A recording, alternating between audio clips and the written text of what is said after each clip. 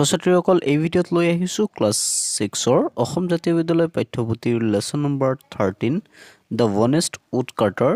এই চেপ্টাৰটি অসমীয়াত অনুবাদ কৰিম, আলোচনা কৰিম। ভিডিঅ'টো শেষলৈকে চাবা। প্ৰথমবাৰৰ বাবে চেনেললৈ আহিলে চেনেলটো ছাবস্ক্ৰাইব কৰি লোৱা। ধুনীয়া এটা ইণ্টাৰেষ্টিং এটা ষ্টৰী কাহিনী নিশ্চয় তোমালোকে আগত শুনাই পাইছা যে উড কাটাৰ এজন কাঠকটীয়াৰ বিষয়ে তেওঁ কেনেকুৱা অনেষ্ট আছিল, সৎ আছিল। Long ago there lived a woodcutter in a small village. বহুদিন আগত এটা সৰু গাঁৱত এজন কাঠকটীয়া বাস কৰিছিল। হি ৱাজ এন চিনচিয়াৰ মানে কি পৰিপাটি। তেওঁ আছিল পৰিপাটি in his work and very honest, আৰু তেওঁ আছিল কি সৎ। Every day he set out into the nearby forest to cut trees. প্ৰত্যেক দিনাই তেওঁ ওচৰৰ হাবিলৈ, নিয়াৰ বাই ফৰেষ্ট মানে হৈছে ওচৰৰ হাবিলৈ গছ কাটিব যায়। To cut trees he brought the woods back into the village, আৰু তাৰ পৰা কাঠ কাটি গাঁৱত লৈ আনে। And sold them out to a merchant, আৰু গাঁৱত আনি সেই যিখিনি কাঠ কাটিলে সেই কাঠখিনি আনি মাৰ্চেণ্ট মানে বেপাৰী সদাগৰৰ ওচৰত বিক্ৰী কৰি দিয়ে। Third he earned his living, এনেকৈ তেওঁ নিজৰ পৰিয়াল পোহপালন দিয়ে। He was satisfied with the little money he earn and lived happily. তেওঁ যিমান পইচা উপাৰ্জন কৰে সেইখিনিতেই তেওঁ সন্তুষ্ট আৰু ধুনীয়াকৈ আৰামদায়কভাৱে জীৱন যাপন কৰে। হেপিলি মানে ফূৰ্তিৰে জীৱন যাপন কৰে। One day while cutting a tree near a river his wooden axe slipped out of his hand and fell into the water. এদিনাখন যেতিয়া গছ কাটি আছিল নদীৰ ওচৰত, তেতিয়া তাৰ হাতত থকা wooden axe মানে কাঠৰ কুঠাৰটো কি কৰিলে, হাতৰ পৰা শ্লিপ হৈ গ'ল আৰু পানীত পৰি গ'ল। The poor woodcutter became sad and sudden incident. হঠাতে হৈ যোৱা ঘটনাত সেই দুখীয়া কাঠকটীয়াজন কি হৈছিল, অন্তৰত আঘাত পাইছিল, দুখী হৈ গৈছিল। He did not have another axe with him, তাৰ লগত বেলেগ কোনো কুঠাৰ নাই।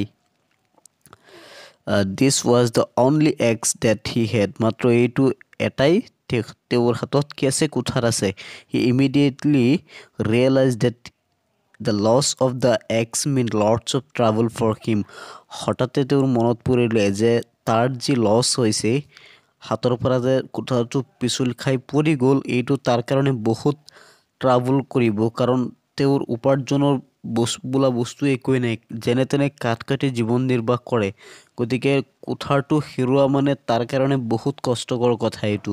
হি was so' full of sorrow' and tears rolled down his cheeks, আৰু লগে লগে তেওঁ কি কৰিলে, তেওঁৰ এইবোৰ কথা ভাবি থাকোঁতে চকুৰ পৰা চকু পানী ওলোৱা আৰম্ভ কৰিলে, মানে গালেৰে নিগৰি নিগৰি আহি আছিল। He sat on the ground, মাটিত বহি গৈছিল। Covered his face with his hands and burst into a loud cry. নিজৰ মুখখন দুখন হাতেৰে কভাৰ কৰি ধৰি কি কৰিলে, জোৰে জোৰে চিঞৰা আৰম্ভ কৰিলে। He kept crying for a long time, বহু সময় ধৰি চিঞৰা আৰম্ভ কৰিলে। All of sudden the woodcutter heard someone calling him by his name. অকণমান পিছত কোনোবা এজনে উড কাটাৰজনক তাৰ নামেৰে মাতি আছিল। The kind voice ask him to stop crying. এই দয়ালু শব্দটোৱে উড কাটাৰজনক নাকান্দিবলৈ কৈছিল, মানে ষ্টপ কৰিবলৈ, কান্দা বন্ধ কৰিবলৈ কৈছিল। হি ৰেষ্ট হিজ ফেচ, যেতিয়া তেওঁ নিজৰ মুখটো এনেকৈ উঠালে, তেতিয়া কি দেখা পালে, হি চ' ন' ওৱান, দেখা পালে কোনোই নাই ইয়াত। He was surprised and frightened too, তেওঁ কি হৈ গ'ল, এই ঘটনা দেখি আচৰিত হৈ গ'ল আৰু ভয়ো লাগি আছিল। The afternoon sun was about to set, আৰু সেই সময়ত আছিল সন্ধিয়া। সন্ধিয়া সময়ত কি, সন্ধিয়া সময়ত ভয়টো এনেই লাগিবই, কাৰণ অসমীয়াত এষাৰ কথা আছে নহয়, য'তে ভাগৰ বয় তাতে ৰাতি হয়, আৰু তেনেকুৱা উড কাটাৰজনৰো হৈছিল। এনেই কুঠাৰ হেৰাই গৈছে আৰু কোনোবাই জোৰে জোৰে মাতি আছে, কিন্তু মানুহ দেখা নাপায়, সি মনে মনে ভয়ো পাইছে। He again looked around him and eyes caught sight a beautiful girl in the middle of the river. তাৰপিছত কি কৰিলে, সি এনেকৈ গোটেই চাৰিওপিনে চাই হঠাতে তাৰ চকুত কি পৰিলে, যে নদীৰ মাজত এজনী ধুনীয়া ছোৱালী। The woodcutter immediately recognize the water fairy. হঠাতে উডকাটাৰজনে এইটো ৰিয়েলাইজ কৰি পেলালে যে এইটো হৈছে ৱাটাৰ ফেৰী মানে হৈছে জলপৰী when the water fairy asked him the reason of his sorrow he narrated the whole incident to her যেতিয়া ৱাটাৰ ফেৰীয়ে তাক সুধিলে যে তাই কিয় অসন্তুষ্ট হৈ আছে কিয় কান্ধি আছে তেওঁ কি কৰিলে উডকাটাৰজনে গোটেই কাহিনী ধুনীয়াকৈ বৰ্ণনা কৰি ক'লে after knowing that গোটেই বস্তু জনাৰ পিছত the fairy asked him not to worry গোটেই কাহিনী জনাৰ পিছত ফেৰীয়ে তাক ক'লে তুমি চিন্তা নকৰিবা and dived into the river আৰু নদীত ডাইভ কৰিলে মানে জাপ মাৰিলে she told him she would bring his eggs from the bottom of the river আৰু সেই ৱাটাৰ ফেৰীয়ে উডকাটাৰজনক কৈছিল যে মই তোমাৰ কোঠাৰ নদীৰ তলৰ পৰা আনি দিম the woodcutter was very happy উডকাটাৰজন বহুত সুখী হৈছিল after some time she appeared in the surface of the water with a golden egg কিছু সময়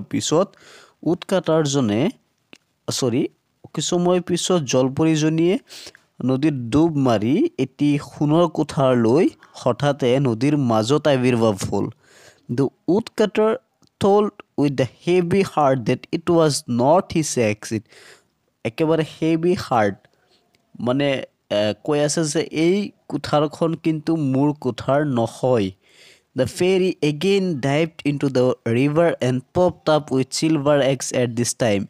এইবাৰ জলপৰীয়ে কি কৰিলে নদীত আকৌ ডুব মাৰিলে আৰু এটি ৰূপৰ silver eggs মানে ৰূপৰ কোঠাৰ সন্মুখত ৰাখিলে Again the woodcutter had told that this was not his eggs.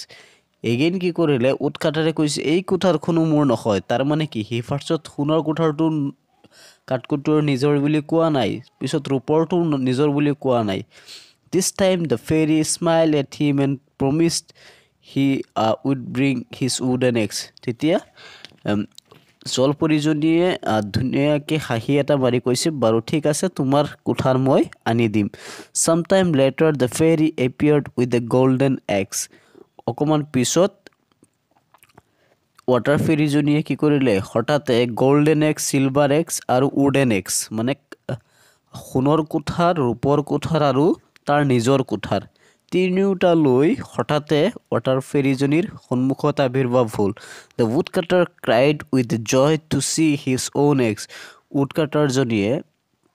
উডকাটাৰে কি কৰিলে কাঠকটীয়াজনে সেই গোটেই তাৰ নিজৰ কোঠাৰটো দেখি হঠাতে সি চিঞৰি দিলে আৰু একেবাৰে পুৰা আনন্দ পালে he stretched out his hand to retrieve the eggs এনেকৈ হাত আগবঢ়াই দিলে কি কোঠাৰ পাবলৈ the fairy gave him all the 3 eggs জলপৰীজনীয়ে উডকাটাৰজনক তিনিটা কোঠাৰ দি দিলে উডকাটাৰ at first declined to take the golden and silver eggs প্ৰথমতে যদিও কাঠৰীয়াজনে কি কৰিলে দুটা মানে সোণৰ আৰু ৰূপৰ কোঠাৰ লোৱাৰ কাৰণে মানা কৰিলে ডিক্লাইন কৰিলে তথাপিও she wanted to reward the fairy for his honesty ফেৰীয়ে কি কৰিব উডকাটাৰজনৰ honesty সততাৰ কাৰণে তেওঁক পুৰস্কাৰ দিব বিচাৰিছিল she was very happy to find fact that woodcutter was not at all the greed is vice উডকাটাৰজনে কি কৰিলে তিনিটা কোঠাৰ দি দিলে ৱাটাৰ ফেৰীয়ে কাৰণ উডকাটাৰজন কি আছিল honest আছিল হত আছিল কোনো greedy লোভিয়া নাছিল greed is a vice অৰ্থাৎ লোভেই হৈছে পাপ